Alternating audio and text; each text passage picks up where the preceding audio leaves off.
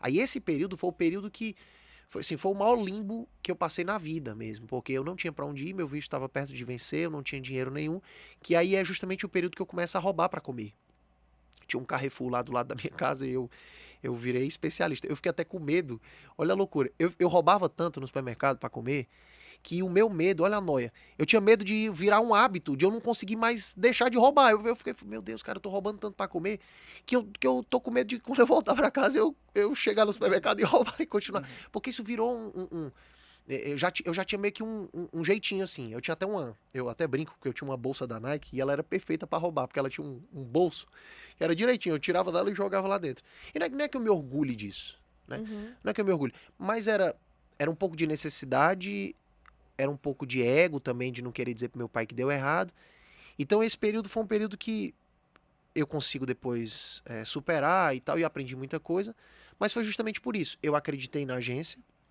Fui pra lá, não tinha muito como verificar o que que eu tava vendo, se era realmente real, mas eu simplesmente fui na cara e na coragem e passei por essas dificuldades mas eu vou te falar, é, esse período foi um período de muito aprendizado mesmo.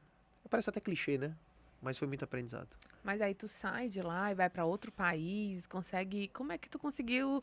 Porque aí poderia também ter desistido. Tipo, cara, isso aí é muito roubada, né? Assim, Sim. essa carreira de modelo. Mas aí tu ainda permanece, né? Eu permaneci. Foram 5 anos vivendo assim.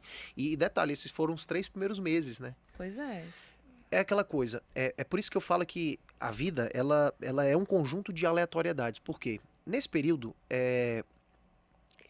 aí é uma mistura de aleatoriedade, fé, Deus, assim, é bem complexo. As coisas que eu acredito, né, são bem complexas. Mas nesse período, nesses 3 primeiros meses, ali perto do meu visto vencer, durante o Ano Novo Chinês, lá na China tinha muitas baladinhas assim que os modelos Uhum, vão e tal. A gente é convidado e não paga pra entrar, né? uhum, Só que nesse período eu tava sem dinheiro. Então, por mais que a balada fosse gratuita, a gente não pagasse nem a bebida nem nada, mas eu tinha que gastar pra ir pra lá, uhum. seja de metrô ou seja de táxi. E eu não tinha grana pra pegar o metrô. Aliás, eu não tinha grana pra pegar o táxi. E o metrô ele fechava, ele tipo fechava e se eu fosse pra balada eu não tinha como voltar pra casa. Uhum. Então eu acabava não indo. Só que um belo dia, cara, eu tava tão triste, porque pra mim a maior dificuldade, tinha uma coisa que era muito difícil pra mim, e era mais difícil do que roubar, pra vocês terem noção, era conversar com a minha mãe. Porque na época eu tinha um iPodzinho, sabe? E eu não tinha iPhone, mas eu tinha um iPodzinho. E a gente se falava pelo Skype. E como lá em casa não tinha internet, aí eu ia pra um Starbucks que ficava perto da minha casa, pegava o Wi-Fi e conversava com a minha mãe.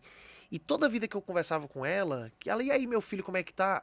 Eu contava um caminhão de mentiras.